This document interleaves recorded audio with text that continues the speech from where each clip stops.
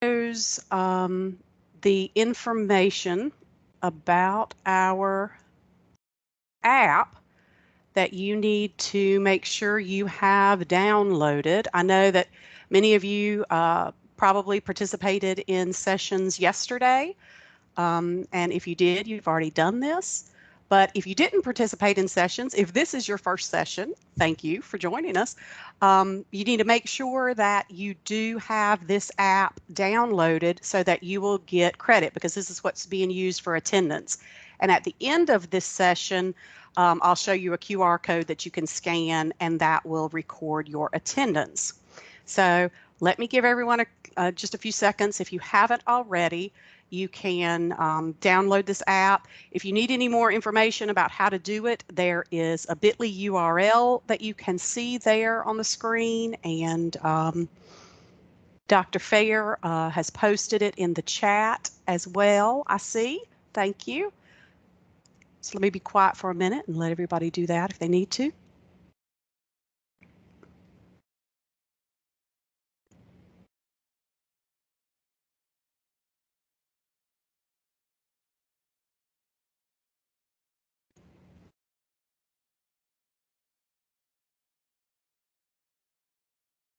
I'm like mentally counting in my head, making sure that I'm not just giving you like 5 seconds to do it.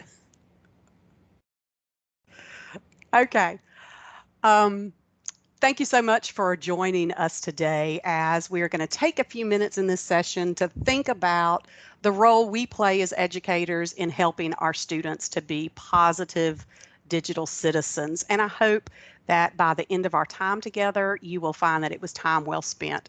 I really appreciate that you all are prioritizing your own professional learning, because I know that it's the summer. I know that we have lots of responsibilities, family, work, responsibilities to ourselves, to have some downtime. But you're choosing this morning to prioritize your own professional learning for the sake of your students, since we're going to be thinking about positive digital citizenship for them. So I really appreciate you joining. Before I get too far into this, I just want to make sure everyone is reminded that I am recording. It's my understanding that the sessions for NCBOLD will be housed in NISAs, are available in the future for others to benefit from who could not be here today. So just be aware that we're recording. And I just kind of want to make sure everyone can hear me. So if you can hear me, will you just put yes in the chat really quickly?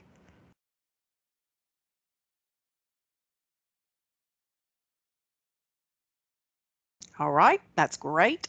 And make sure you can see my screen. So you should be looking at the slide right now that says Positive Digital Citizens, and it has a URL where you can access the presentation. If you'll just say yes to that as well.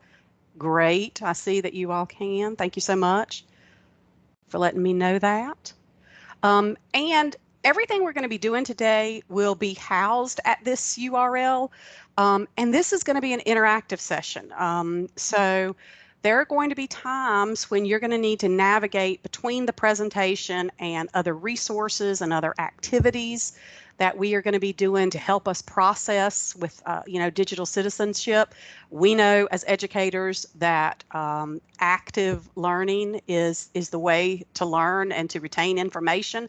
So you're going to be actively involved today in thinking about digital citizenship.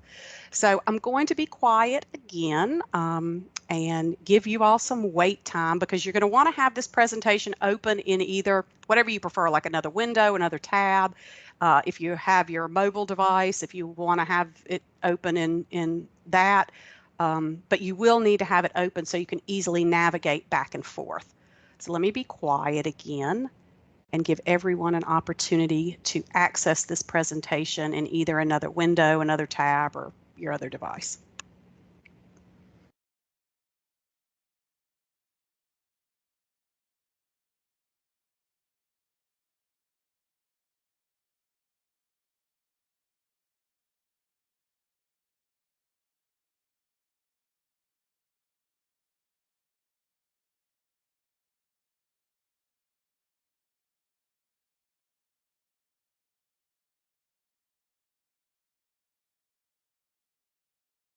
Okay, and while a few of you may be finishing up with that, I just want to say we are so fortunate to have technology that allows us to engage virtually with each other, with our students, with family. And one of the things I think about with virtual technology is the technology is there for us to use. So we can, it's up to us how we want to engage with the technology that we're using today. So I just want to tell you that you are free to engage in whatever way you feel comfortable. So if you want to have your camera on, you turn it on. If you want to have it off, you can leave it off. If you want to turn it on at certain times and turn it off at certain times, you'll see that I do that. So do what your comfort level is, where, we're all in different locations, so we understand that. So whatever works with the location that you are in.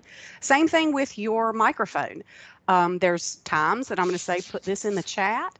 But if you ever want to unmute and you want to talk to me, you want to ask a question of the group, you want to contribute verbally instead of posting in the chat, technology lets us do that. So I just want to make sure you all feel comfortable engaging in whatever way you prefer. So if you prefer verbal, unmute yourself at any time. You can interrupt me at any time and ask questions or contribute. If you have an idea about something that you want to share with the group, just like if we were in a face-to-face setting, we would be interacting that way, and we can do that with this technology if we choose to do so. So I'm leaving that up to you, how you all would like to do that. Since we are in different areas, though, and may have different things going on, if you're not talking, I ask that you do stay muted so that if there's any background noise, it won't distract us. But again, that's up to whatever your comfort level is for engaging today. That's what I want you to do. Okay? So let me start with introducing myself. I am Kathy Parker.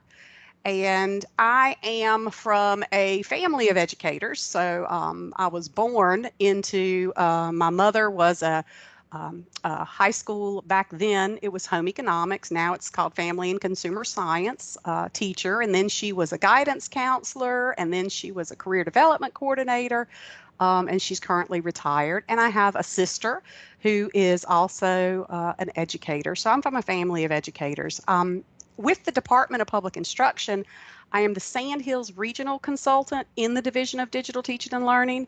And basically what that means is I support districts in the Sandhills region for all things digital teaching and learning. In addition to being the Sandhills Regional Consultant for the Department of Public Instruction, I am the statewide consultant for school library media programs. So while I focus on all things digital teaching and learning for Sandhills, I support library media for the state. And before I joined the Department of Public Instruction, I was a high school English teacher. I was a school elementary school library media coordinator and a high school library media coordinator for about 17 years. So obviously I am dedicated to education because I know that it improves the lives of our students and our society. So I've dedicated my life to it, and I know many of you all have as well. And I want to stop for a minute because I know that Dr. Carmela Fair, who is with us, has dedicated her life to education, and I just want to give her a nod.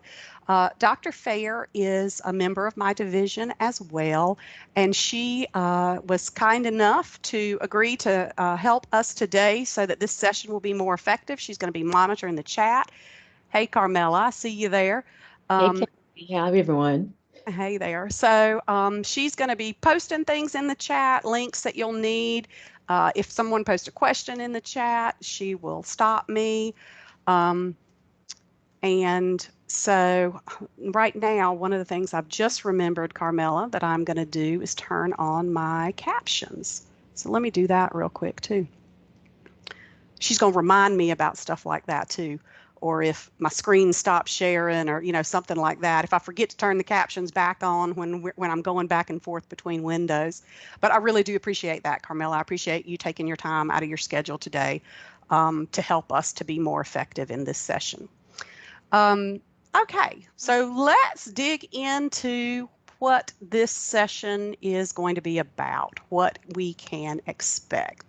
And I'm going to pause for just a moment because, like I said, There are going to be times when I'm turning my camera on and turning my camera off and switching back and forth. So I'm going to turn it off for a few minutes while we dig into the content of what we are going to be doing.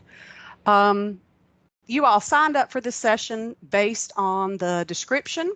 So let's look a little more closely at what you can expect from our next few minutes together. Yes. Do you need to turn your captions back on? I don't see them anymore. Oh, thank you so much. You are exactly right. I appreciate that, Carmela. Do that whenever I go to another window. Okay. It's going to do that. So if I forget to do that, thank you so much for interrupting me and reminding me to do that. Okay, and you can see my screen. Is that correct? You can see my slide? Yeah. Great. Okay, so in our little bit of time together, we only have really a few minutes to think about digital citizenship, and that's a huge idea to wrap your brain around. But in that time, I hope that we're going to connect digital citizenship with our practice and our relevant standards. Now, I know you all are probably a diverse group, so that you all are probably in different fields and different subject areas. So before we go much further, I want to take a minute for you to kind of tell us a little bit about yourself so we can connect, not just connect with digital citizenship, but connect with the small group that we have today. So in the chat, or if you would like to unmute, that's fine too. I want you to tell us the grade levels of students that you support and your subject or your specialty area. And then tell us one thing that you love about your work or your role. So take a minute and reflect. And then in the chat, if you will post the grade level of students you work with, if you have a specialty area or content area, and something you love about your work.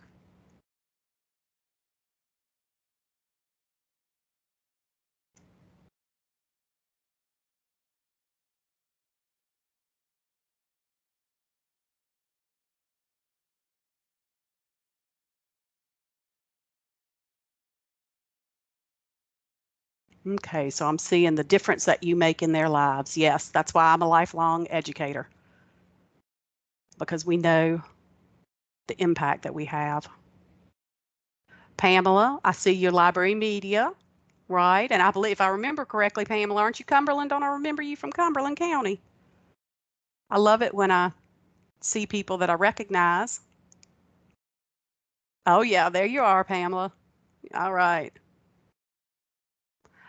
That's one of the reasons that I shifted from teaching English to library media, because library media gave me the opportunity to work with all of the students in my school, not just the ones that were in my classroom. It gave me a lot of diversity. So I recognize that, Pam. In April, 20 years, great. Kindergarten, okay, so even the little ones. I'm going to tell you, Kim, as a media, well, I thought when I was a high school English teacher that was the most difficult job. I had the most difficult job in my entire school district, being a high school English teacher, in my mind. Then I went from being a high school English teacher to being an elementary school library media coordinator. And I had never worked with littles before. I was always high school. And the first time I worked with the kindergarten class, I loved them, but I realized that a high school English teacher, I did not have the hardest job in the school district. No, they're like little puppies. Yes, I'll tell you. I learned so much, and I loved my elementary school experience. And it was great for the position that I have now, where I'm working with, all levels of educators. So it was great for that. But it was definitely a culture shock moving from high school to elementary school. So thank you, Kim, for all that you do. Oh, thank you for being here for us today. I appreciate it. Sure. Okay. So I've taken a look at the chat and seen all the different things that you all are doing. And I see positive comments too about Kim. Pamela, thank you for sharing that. So in addition to connecting with each other and thinking about how digital citizenship is related to our practice and our standards, I hope that I'm going to be able to help you all today by sharing resources, giving you an opportunity, really more giving you an opportunity to examine some resources that may be useful for teaching digital citizenship wherever your practice is. So with littles, with high school, with middle school, whether you're in a classroom, whether you're in a library, media setting, I hope you're going to find some resources that you did not know about before that you'll want to incorporate in your own teaching or to share with your coworkers and your colleagues. And then we're also going to spend some time reflecting on the examples that we set ourselves, because I think that that is very important, and sometimes we often discount that. So that's what we're going to be doing the next few minutes. So let's get your ideas, first of all, about what digital citizenship is. So from your different perspectives, when we talk about citizenship, it's being a productive member of a community. And in our world, that can be either a physical community or it can be a virtual one. So let's take a minute to think about what do we consider digital citizenship in the virtual landscape. So I'm going to be using an answer garden for you all to kind of visualize your thoughts. It's a word cloud program. And I just want you, so on your device, if you'll click on the link to the answer garden, and that will take you to where you can input just words, and you can submit as many words as you want to in the answer garden, thinking about what components make us good digital citizens. Your captions? Hey, it won't do it while I'm in this. It'll only do it when I go back to the slides. Okay. So I will do that in just a second, Carmela. Thank you so much. Mm-hmm. Let me go back right here and do it. There we go. So take a minute and think about components that you think contribute to good digital citizenship, and add them to this answer garden, and then we will see what the group thinks about what digital citizenship is in this virtual landscape that we are in.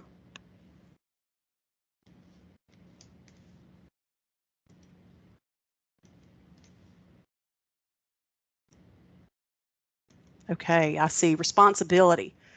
And since that's larger, that means multiple people put that in there. Great, okay. Ethical use, etiquette, safety, collaboration, being appropriate. Give you all a few more seconds to add any other words.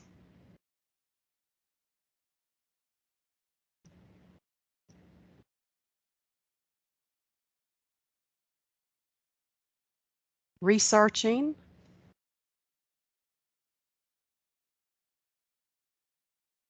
Conduct, etiquette, yep. Privacy, lawfulness. Refresh one more time before we go back.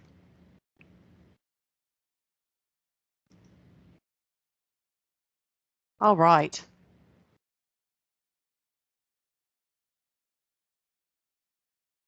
So definitely, all of those things that you mentioned are important to digital citizenship.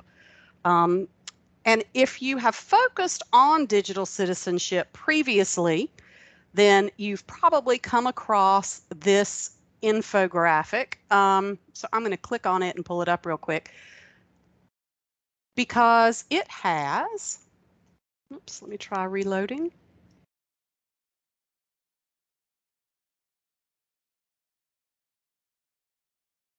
Okay.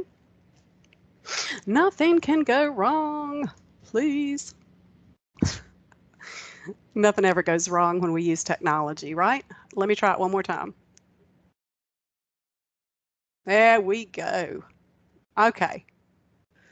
And since you all have this link, y'all probably already have it up on your device. But looking at these elements of digital citizenship, what strikes me is that many of them are things you all mentioned in the answer garden. So I'm going to be quiet for a minute.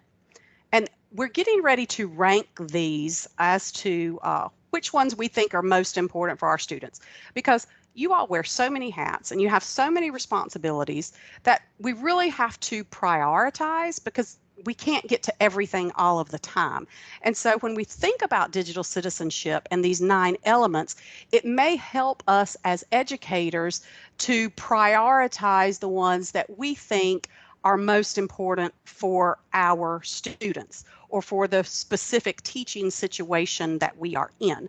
So let me be quiet while you all take a look at these components. Just read over them. Turn your captions back on. Okay.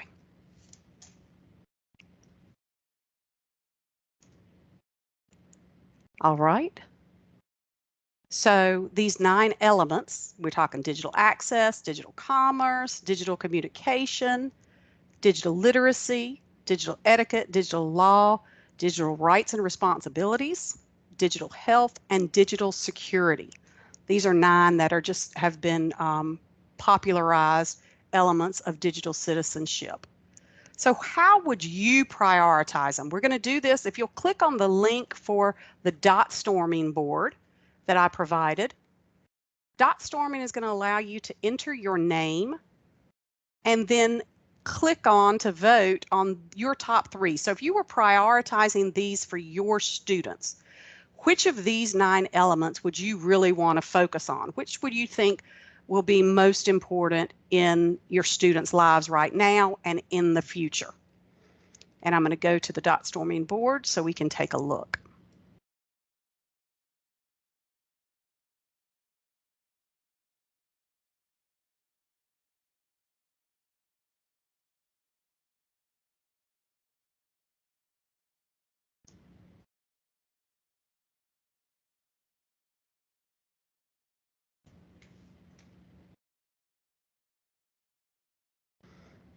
One thing I like about dotstorming is that it will easily let you rank by votes. So let me give everybody another couple of minutes to process and to choose what you would prioritize, and then we'll see what the group thinks.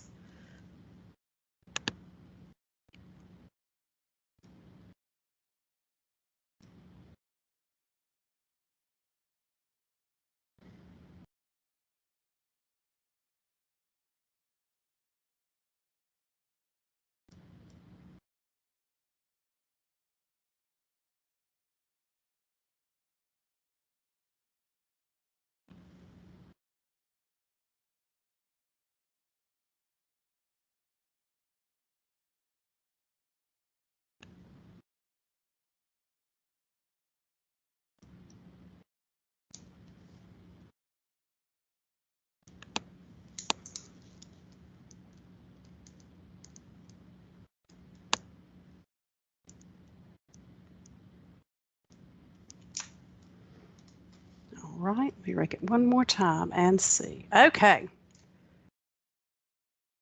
Great, so it looks like this group has prioritized etiquette, rights and responsibilities, and digital security.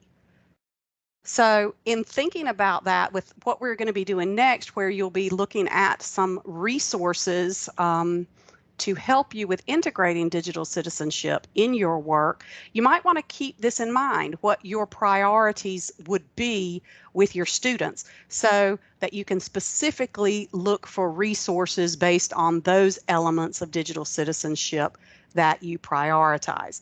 Hopefully it'll help you to, kind of, because I know that everyone has we have so many things that we are trying to teach our students, that prioritizing it is really important, and it's a way that we can do this, because lots of times we think about, oh, this is one more thing that I have to do, and really digital citizenship, I hope that you're going to find with what we're doing that there are already lots of pieces of digital citizenship that, regardless of your education area, your specialty area, or your content, that it fits really well. And ultimately, we think about what's best for our students. And we know that in the world that we are living in and their future world, digital citizenship is going to be really critical to their success in life. So how else does digital citizenship relate to our work, so that we don't think of it as some kind of extra layer or extra add-on? Well, if we think about all of us as educators, we have digital learning competencies for our profession. And digital citizenship is definitely part of our professional standards, regardless of what our content area is. And we can see that teaching and requiring the use of copyright or demonstrating an understanding of intellectual property or engaging in responsible professional digital social interaction, all of these different ones integrate digital citizenship curriculum into student learning. So that tells us, that shows us that digital citizenship definitely is a part of our work. Administrators have digital learning competencies as well, and their digital learning competencies for content and instruction and also community relate to digital citizenship. So it's part of our administrators' roles and responsibilities as well. And no matter what subject area we teach, or what age of students we teach, all of our students have North Carolina's digital learning standards, right? I mean, digital learning standards are integrated into every content area and every grade level. And digital citizen is one of those areas of our digital learning standards. So regardless of what we teach, digital learning standards for students, for our students, incorporate digital citizenship as well. And you're going to have some time to dig into that in just a second. For our media coordinators, our professional organizations also have digital citizenship as part of standards for our students as well as our profession oftentimes. So it definitely relates to our work. So I've been talking for quite a bit, so I'm going to stop and I am going to be quiet and I'm going to let you all choose what you would like to learn more about next. So we know that digital citizenship is part of North Carolina's digital learning standards for our students. Those standards were adopted from ISTE's standards, and ISTE has a playlist of videos that you can watch of basically classrooms in action with these standards. So I've put 4 links here. So you can decide, you can look at the grade level that it's appropriate for. You can look at the topic, like if you're interested in based on what you were prioritizing earlier for those elements. If you're interested in learning more about digital footprint, you can click a link there. But basically, these are links to the little 2-minute videos from ISTE about the digital learning standards related to digital citizenship. So what we're going to do is I'm going to be quiet and I am going to set my timer to keep us on track. And I'm just going to give you time to watch 2. So just on your own, take the next, they're about 2 minutes. So we'll take about 5 or 6 minutes. And you choose 2 of these videos that you want to watch on your own. And then we will come back together. Okay, so I'm going to set my timer for, since they're about 2 minutes each and you'll have to get to them, I'm going to set my timer for about 6 minutes. And then we'll come back together. So when you hear my voice again, come back.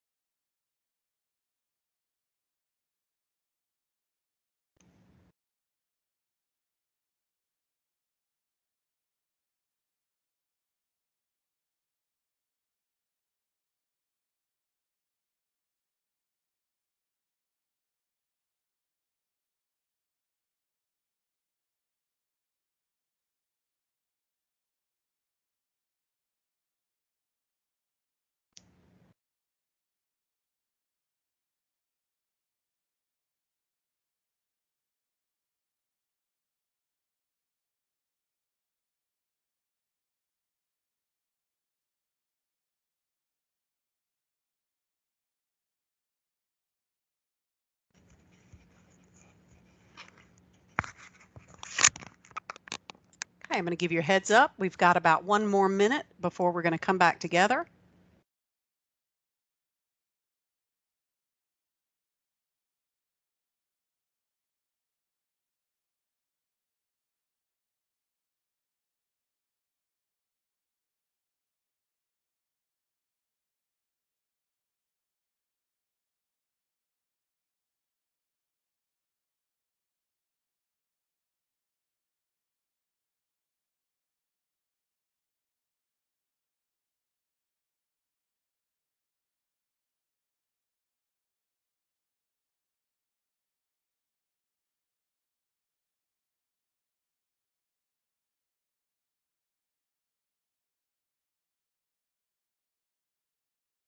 Okay, I hope that just taking a couple of minutes to watch a few of those videos from the different classes and the different activities that were going on, that it kind of gave you an opportunity to get to know the digital learning standards, digital citizenship component a little bit better. So take a moment to process what you saw, and in the chat, I see Marta's already posted. Thank you so much, Marta, about online behavior. Take a minute and just post a couple of things in the chat, or either unmute and share with us thoughts you had based on the 2 videos that you just watched on digital citizenship.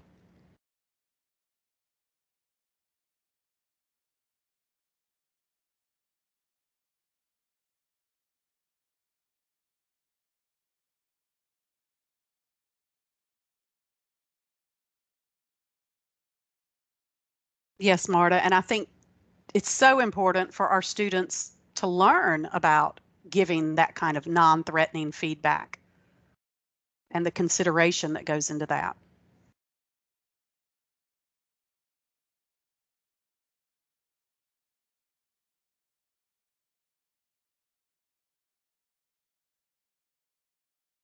Yep, and Kim notes about practice time, how important that is.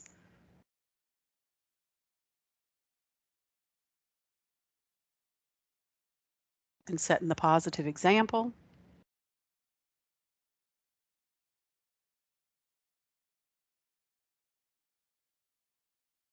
April, I think that's so important too. Yes, changing the negative narratives to be more positive.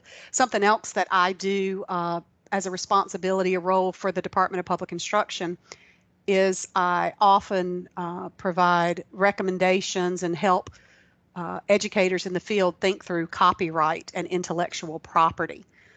And that's one of the things that I really try to be cognizant about related to copyright and intellectual property, thinking about it positively instead of thinking about, you can't do this, you can't do that. Think about, well, what you can do and what the purpose is of it, how it protects a creator's rights to their own work and what can be done with their own work. So that positivity, I think, is so important. So thank you for pointing that out, April.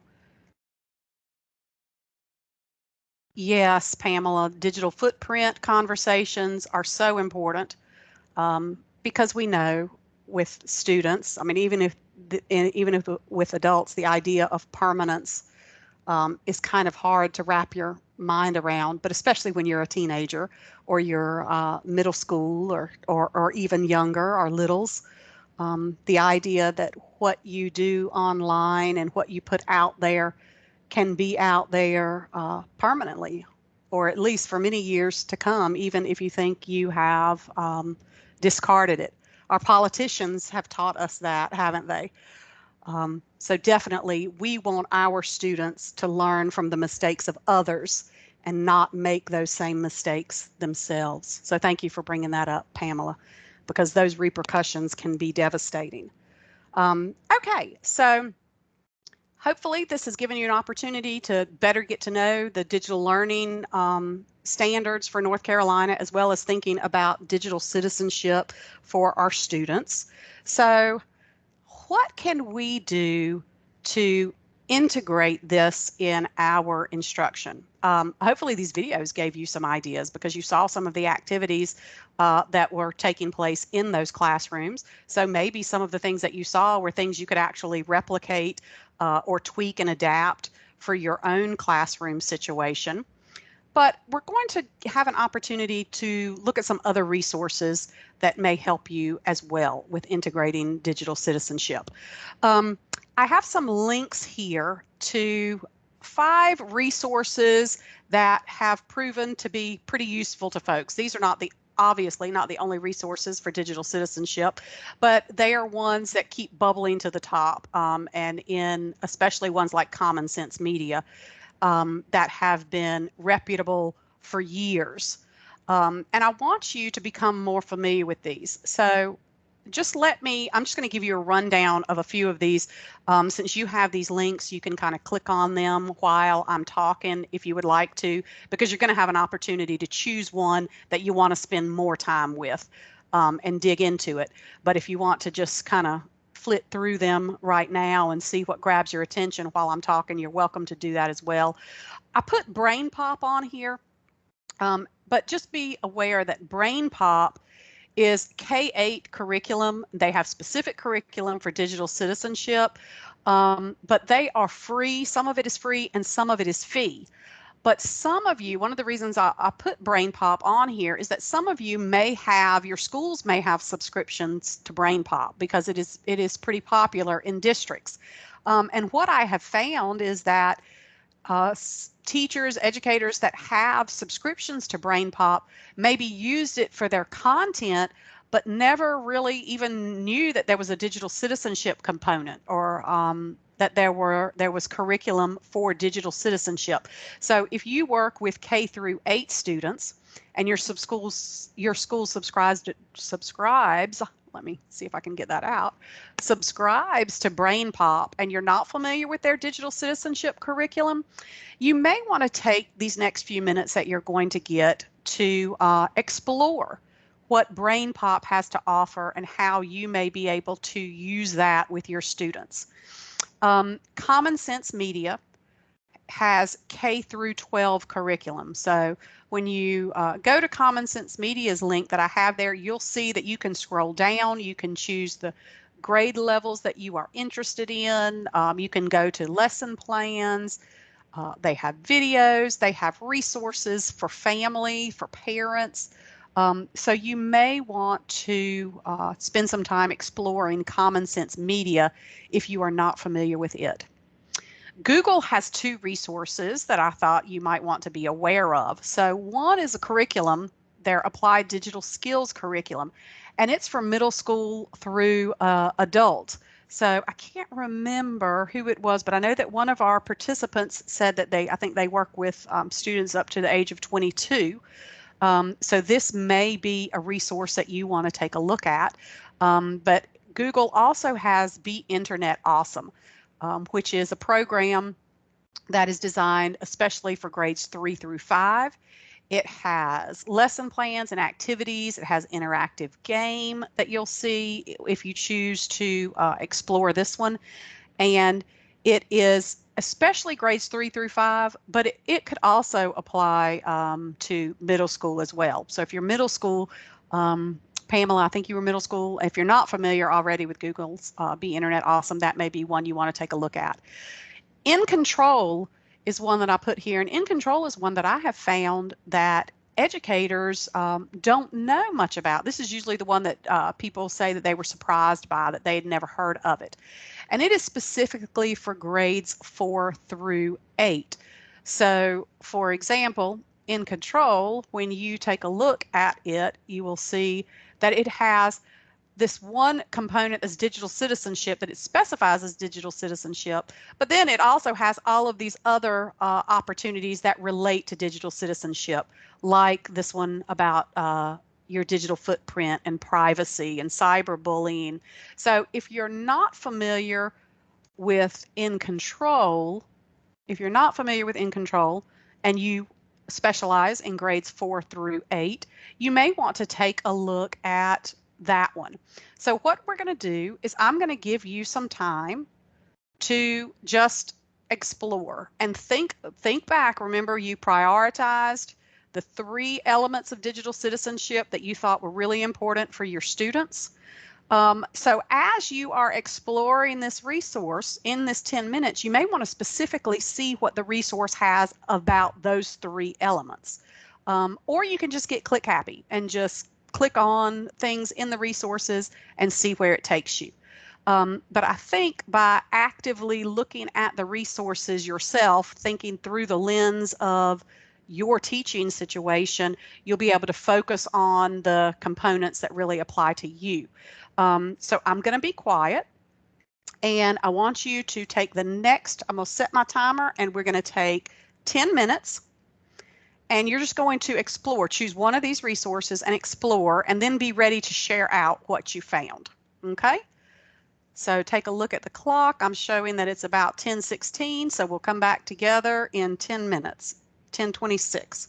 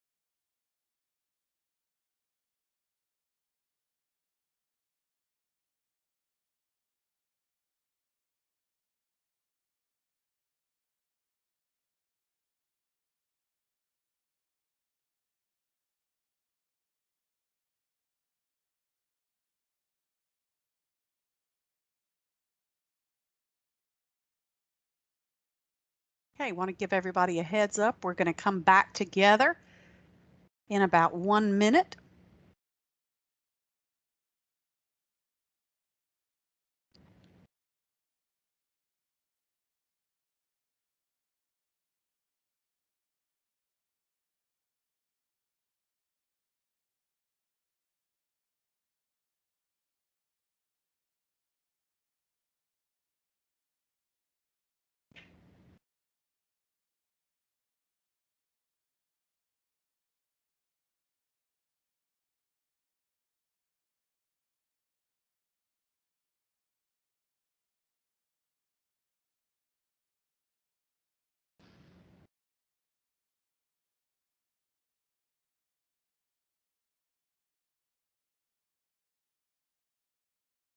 Okay, as we come back together, I want you to just take a moment and process what you just saw in this resource and what you thought about.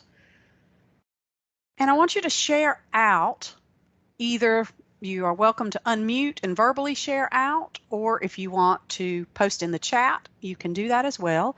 But I want you to share out what your thoughts are about this resource. What did you see that got you excited? What did you see that you thought you might be able to use? What did you see that you want to come back and spend more time on? Did something pop out at you where you thought, you know what, I already teach X and this would go right with that, you know? So something that you saw that could support your content simultaneously while also supporting digital citizenship. So take a minute and just process that and then share with us. Kathy, I hope it's okay if I unmute and share. I would love for you to. Go right ahead, Pam. Too much to say to type it. So being in media, I'm familiar with the ones that you shared, except I did not know about Google's Applied Digital Skills curriculum, where you can create a class, and it has everything. I am so upset that I didn't know about that sooner, but it covers everything from like basic how to use Google tools and slides and docs, which would have been so helpful as my kids do projects, to have given that in advance, to your digital footprint, to being safe online, to building healthy digital habits, how to do research effectively. Like, this has it all, and I am so excited about that. Well, that's great, Pamela. I'm sorry you didn't know about it earlier, but I'm glad that I could be a part of you learning about it. So I'm so glad you came to this session, Pamela. Me too. And then can I share another resource in the chat? I would love for you to. Please, let's crowdsource. Anything else that you think would help this group, pop it in the chat. Yes. All right, great. Thank you so much. Okay. Others. So Pamela looked at the digital skills curriculum. Can I follow Pam's lead and just talk for a minute? I would love for you to. Go right ahead. Okay, I went down the rabbit hole for Brain Pop Junior for kindergarten and spent my entire time looking at the pacing guide on being safe online and clicking around. They have it's so kindergarten appropriate. They have a whole building background section and videos, and they even encourage you to go back and rewatch the videos to check for understanding. There's a whole think and do section where the little ones are asked to draw what they know. Just so kindergarten appropriate. It's wonderful. That's great to hear, Kim, because, you know, I know from what I mentioned earlier about how I struggled when I first started working with kindergartners as an educator. And we hear a lot of times with different things related to technology and digital citizenship that, well, those kids are too young. Yes. They're too young for this. And they're not. It has to start young, right? I mean, you know, kids are 2 and 3 years old with the iPad in their hand, or moms or dads or grandma's telephone doing things on it. So yes, that's great that you found things that would be so useful to kindergartners. Yeah, and I will take that back and share it with our team. It's a really good resource. Thank you. Sure, great. Anyone else? If you'd post in the chat or if you want to speak. Okay, I see Marta with, yes, and Marta, I remember seeing that you taught Spanish. So looking at the vocabulary, relationships, friendships. So, I mean, this shows, Marta, that, it doesn't matter what your content area is. There are things that are applicable. So that's great.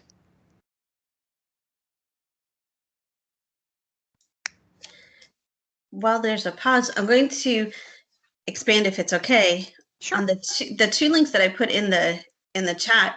NetSmart's kids, and Kim, I thought of you too with this. They have a whole, it's great for elementary students, but they have a whole web show called Into the Cloud that talks about all the different digital citizenship issues and has activities and resources to go along with that.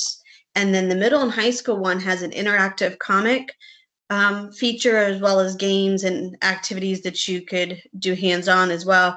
But my kids have loved the interactive comics where it like walks them through situations, and they have to decide on, what would be the right path. Like, should I post this, or what comment is appropriate to make, or how can I use this resource or not use this? And so those have been great to use as well. Okay, great. That's great to hear, Pamela.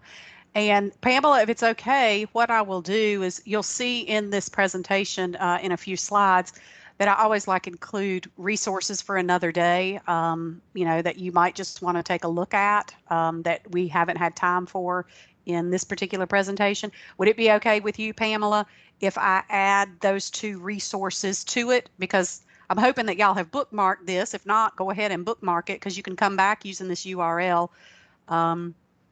if you forget what Pamela said or don't have the chat. Would it be okay, Pamela, with you if I add those two to the slide for resources for another day?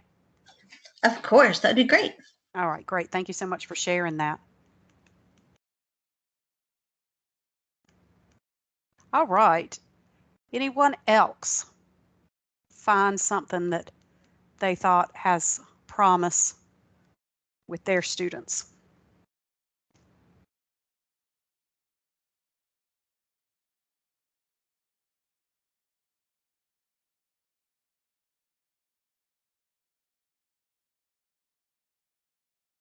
Okay. Well, thank you all for sharing.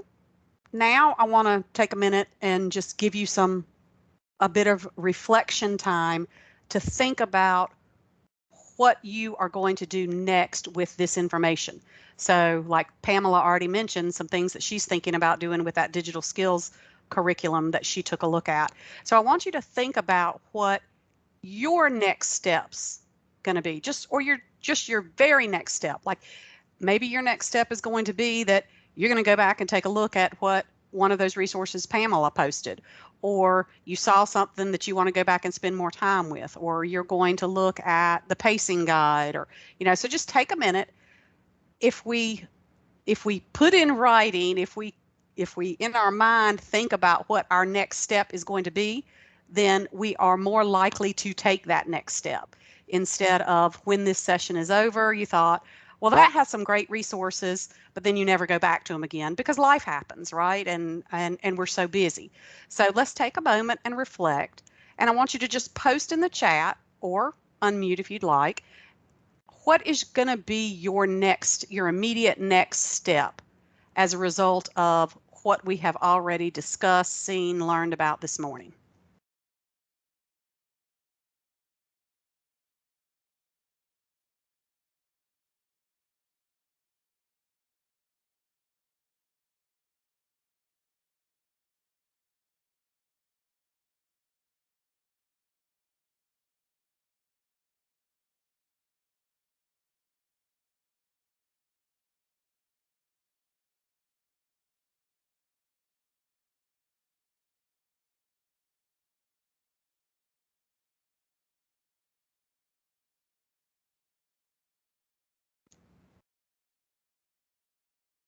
What are you going to do with something that you just learned or just saw?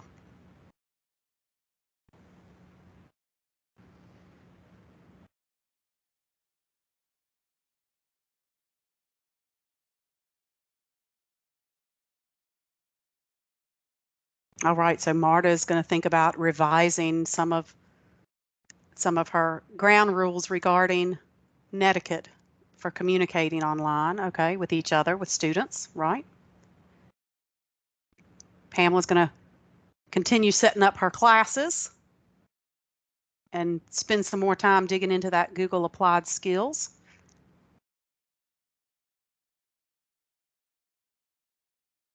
April's going to take some more time to explore more in depth and map out a plan.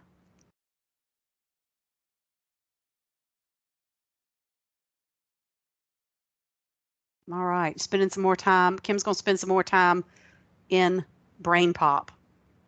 Great. I'm glad that you found that useful, Kim. All right, thank you so much for sharing with each other and thinking about how this is going to be incorporated in your work in the future, what you're going to do next.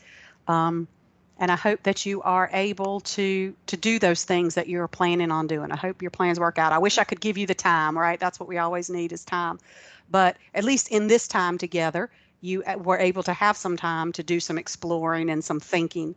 Our time together is drawing to a close, but I want us to kind of wrap up our thoughts on digital citizenship. Right now, we've been thinking about our students and thinking about how we can integrate some of these resources in our content for our students and thinking about which elements of digital citizenship we want to prioritize for our students. But now I want us to think about ourselves a little bit. So we're going to spend some time being introspective. And I don't know if you research yourself at all. I do research myself from time to time. I think it's a great practice to do, kind of like, doing our annual credit reports to check to see. We do that multiple times a year to check and make sure our credit identity online is what we think it should be. I also, at that same time, I just research myself to see what my footprint is, to see what my online presence is, to see if there's anything that might surprise me about myself that's online. And I do that throughout the year. I just make a practice of doing that. And I think we should all do that as educators because we are reflections to our students. They watch us more than we know, and we have a greater impact probably just from our role modeling than we even think that we have. So I wanted to give you some dedicated time today to think about your reflection. How do you reflect a responsible digital citizen? And I want you to research yourself. You don't have to tell us what you find when you come back. That's privacy. But I want to give you time to do that. So what I want you to do in the next few minutes, we're going to take, let me look at my time and see how we're doing with time.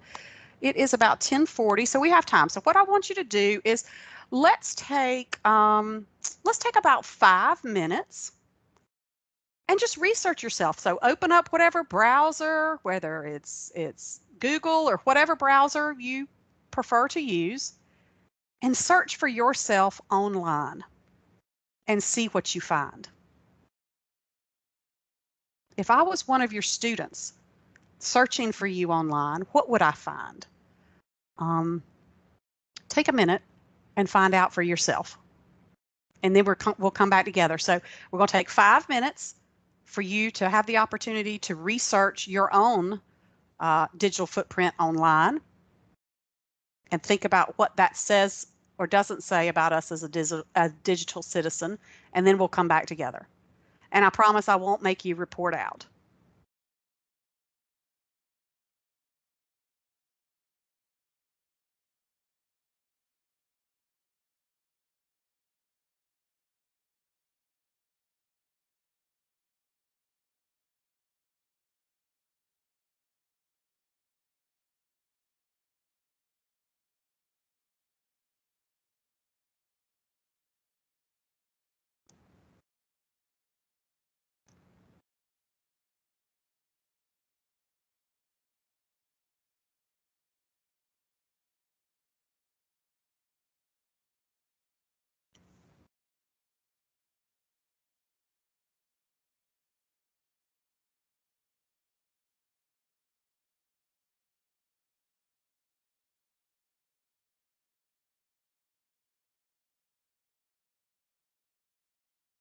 let me just interrupt you too and say that something you may want to do is to just take a look at your social media platforms, whether it's Facebook or Twitter, and view it through the lens of, I'm one of my students.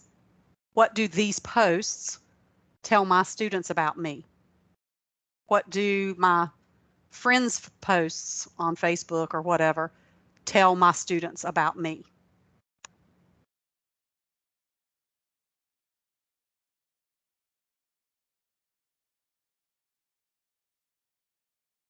And what does it tell them about being a responsible digital citizen?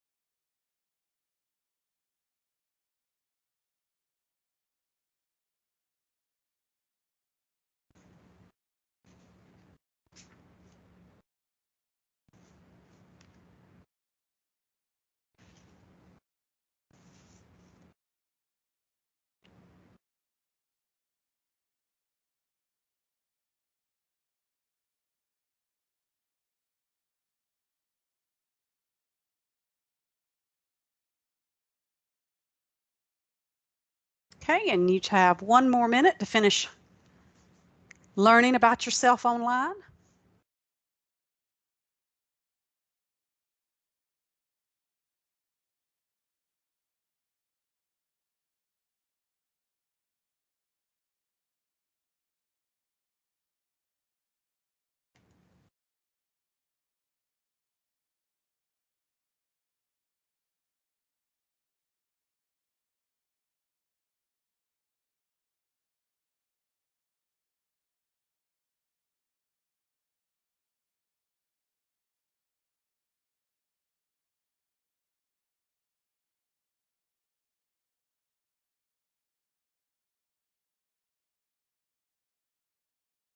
All right, and let's come back together. I hope that you saw a positive example of digital citizenship.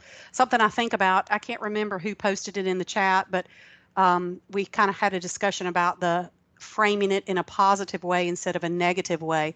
One of the things we should think about is we should intentionally think about how we can post things, not necessarily how we can lock everything down so nobody can get access, but how we can be strategic role models for our students, and how our posts can show them, if we're talking about social media, what being a responsible digital citizen is.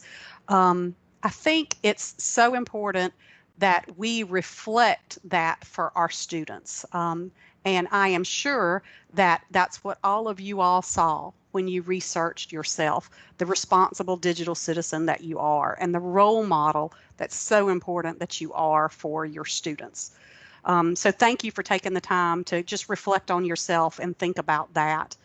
I mentioned already to Pamela when she posted those resources that I have this resources for another day slide. So I will go back after this session and I will add those resources that Pamela has suggested. But I have some resources here for you to just take a look at. Since I support library media, on my school library media website, I have a page for digital literacy, which includes, of course, digital citizenship components. So you may be interested in browsing that sometime. And of course, I've already mentioned our digital learning standards, which were adopted from ISTE. So ISTE Connect has a variety of resources as well that may be useful for you on digital citizenship. And if you are on Twitter, hashtag DigCit will give you great crowdsourced ideas as well, and a platform, a social media platform for you to share about digital citizenship with others. So those are just some ideas, and I will definitely post what Pamela has shared with us as well. A couple more things that we have to do, some housekeeping as our time for this session is ending.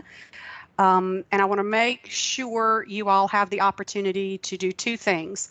One, get credit for attendance. Again, here's just my contact information. Feel free to reach out to me in the future. Contact me about anything that you would like, digital citizenship, school library media, anything digital teaching and learning related, just reach out anytime.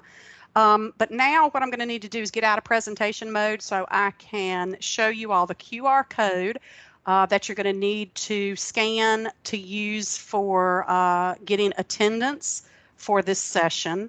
And then the last slide will be a link for you to give feedback. I can't grow and improve myself if I don't know what was useful to you in this session or suggestions that you may have for improving this session. So I'd love for you to give me feedback as well. So I am going to move this, which gives you the QR code. And it's best for you using the app to scan that QR code. If you do have problems with the QR code, there is a link there for the alternate attendance form. But if you can, use that QR code. And you have this presentation. So I'm still going to leave it up here since I'm sharing my screen in case anybody needs to scan it from my screen. But I know you probably clicked on it on your own device too and have scanned it. But let me give you a second for that.